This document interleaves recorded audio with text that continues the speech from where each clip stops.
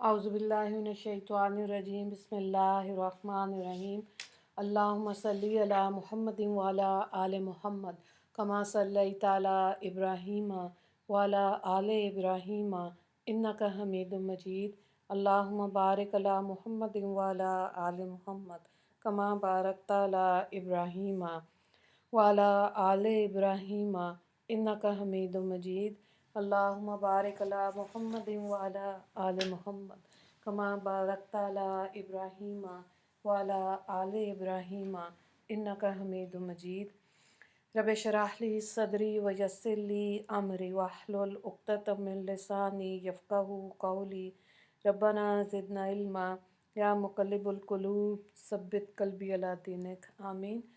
سورہ بنی اسرائیل پارہ نمبر 15 اور رکوع نمبر 9 آج ہم کریں گے انشاءاللہ۔ آیت نمبر 78 سے دیکھیں وَأَقِمِ الصَّلَاةَ لِدُلُوكِ الشَّمْسِ إِلَىٰ غَسَقِ اللَّيْلِ وَقُرْآنَ الْفَجْرِ إِنَّ قُرْآنَ الْفَجْرِ كَانَ مَشْهُودًا وَمِنَ اللَّيْلِ فَتَهَجَّدْ بِهِ نَافِلَةً لَكَ عَسَىٰ أَن يَبْعَثَكَ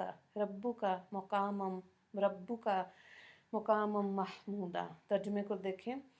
آفتاب ڈھلنے کے بعد سے رات کے اندھیرے ہونے تک نمازیں ادا کیا کیجیے اور صبح کی نماز بھی، بے شک صبح کی نماز فرشتوں کے حاضر ہونے کا وقت ہے، اور کسی قدر رات کے حصے میں سو اس میں تہجد پڑھا کیجیے جو کہ آپ کے لیے زائد چیز ہے۔ امید ہے کہ آپ کا رب آپ کو مقام محمود میں جگہ عطا کرے گا۔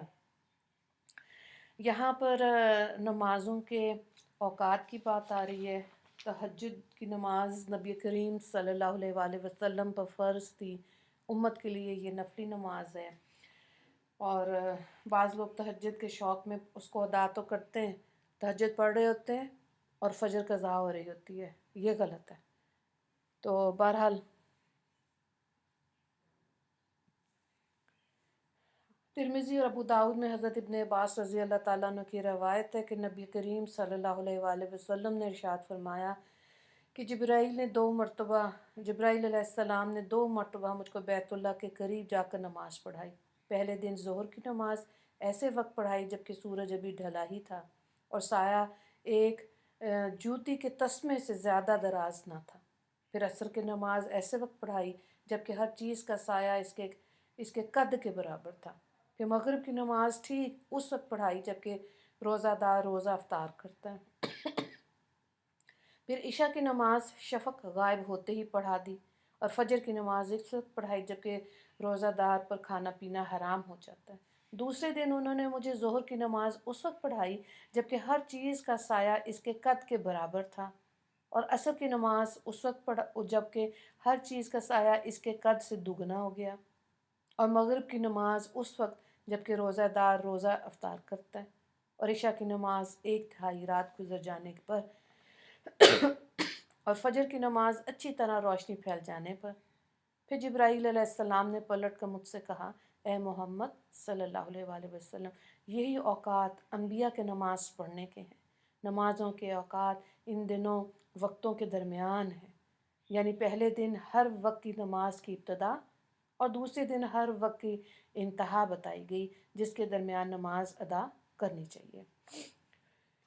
اور یہ چیز سمجھنی چاہیے، اب تو الحمدللہ ایسے کارڈ اور کیلنڈرز ملتے ہیں جہاں پر اول وقت نماز داخل اور نماز ختم کب ہوتی ہے اس کے پورے سال کا ٹائم ٹیبل موجود ہوتا ہے، اور موبائلز میں بھی ایسے ایپس موجود ہیں جس میں سے جس ملک میں شہر میں رہ رہے ہیں نماز کے اوقات کا وقت کا قبلے کا پتہ چل جاتا ہے۔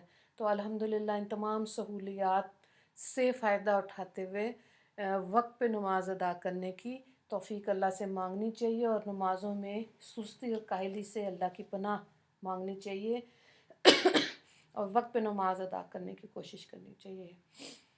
آگے دیکھیں آیت نمبر 80 اور 81 وَقُلْ رَبِّ أَدْخِلْنِي مُدْخَلَ صِدْقٍ وَأَخْرِجْنِي مُخْرَجَ صِدْقٍ وَاجْعَل لِّي مِن لَّدُنكَ سُلْطَانًا نَّصِيرًا وَقُلْ جَاءَ الْحَقُّ وَزَهَقَ الْبَاطِلُ إِنَّ الْبَاطِلَ كَانَ زَهُوقًا۔ اور آپ یوں دعا کیجئے، اے رب مجھ کو خوبی کے ساتھ پہنچا دیجئے اور مجھے خوبی کے ساتھ لے جائیے، اور مجھ کو اپنے پاس سے ایسا غلبہ دیجئے جس کے ساتھ نصرت ہو، اور کہہ دیجئے حق آیا باطل گیا۔ واقعی باطل مٹنے ہی والا ہے۔ یہاں پہ دیکھیں نبی کریم صلی اللہ علیہ وآلہ وسلم کو پچھلی آیات میں بھی تسلی دی گئی تھی، اور اطمینانی قلب کیسے حاصل ہوتا ہے، نماز کی صورت میں مقام محمود کی بشارت دی گئی تھی، اور اب یہاں پر ہجرت کی بات جو کی گئی ہے اس میں یہ تھا کہ اللہ کا حکم تھا، اور یہ بات بتائی کہ جا یعنی کہ نہیں، پہلے اوپر والی آیت کو دیکھیں کہ ایک شہر و بستی یا کو چھوڑ کر دوسری جگہ جانا، اور اس میں دعا کی تھی کہ اللہ وہاں پہ سفر کرنا اور ہجرت کرنا، یہ اللہ اور اس میں رحمتیں اور برکتیں اللہ تعالیٰ عطا کر دیں۔ اور دوسری بات جا الحق کا وضاحق الباطل، یہاں پہ یعنی حق آ گیا باطل گزر گیا، بے شک باطل مٹنے کے لیے ہی تھا۔ تو ظاہر ہے آج بھی اگر ہم دیکھیں تو جو 1400 سال پہلے کی بتوں کی پوجا تھی، وہ ساری دنیا سے ختم ہو کے صرف اب انڈیا میں سمٹ گئی، اور یہاں سے بھی آنے والے وقت میں جو علامات قیامت ہے اس میں یہی ہے کہ وہاں سے بھی بت پرستی ختم ہو جائے گی، اور پوری دنیا پر اسلام کا غلبہ ہوگا انشاءاللہ۔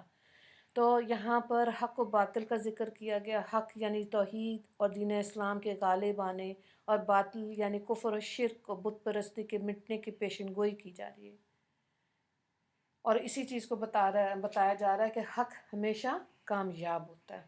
ایک ہی سوال ہے اس رکوع میں کہ نماز کے اوقات حدیث پاک کی روشنی میں تحریر کریں، آیت نمبر 78 دعا کر لیتے ہیں۔ یا اللہ ہم کو ہر حال میں حق پر قائم رہنے کی، باطل سے علیحدہ رہنے کی توفیق عطا فرما دیجیے۔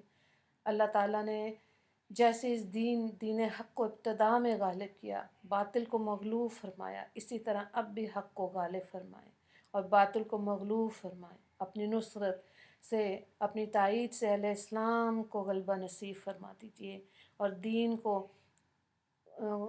سربلندی عطا فرما دیجیے۔ یا اللہ اس ملک میں اسلام کے چمکنے کی صورتیں ظاہر فرما، اور جو دشمنان دین نفاذ اسلام میں رکاوٹیں پیدا کریں، یا اللہ ان کے عزائم کو ملیہ میٹ کر دیجیے۔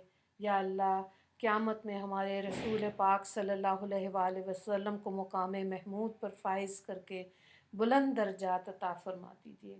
یا اللہ ہم کو نمازوں کا قائم رکھنے والا بنا دیجیے، اور 5 وقت نماز کو مردوں کو جماعت کے ساتھ پابندی کے ساتھ ادا کرنے کی توفیق عطا فرما۔ عورتوں کو بھی تمام آداب اور حقوق کی رعایت کے ساتھ نمازوں کی توفیق عطا فرما دیجیے، اور اپنے فضل و کرم سے تہجد کی نماز کے ادا کرنے کی دولت بھی ہم سب کو عطا فرما۔ یا اللہ آپ کے فرشتوں کی شہادت آپ کے بارگاہ میں ہمارے حق میں قبول ہو کر ہماری مغفرت کا ذریعہ بن جائے، آمین یا رب العالمین۔ وآخر دعوانا ان الحمد للہ رب العالمین۔ اللہم اغفر للمسلمین والمسلمات والمؤمنین والمؤمنات۔ السلام علیکم ورحمۃ اللہ وبرکاتہ۔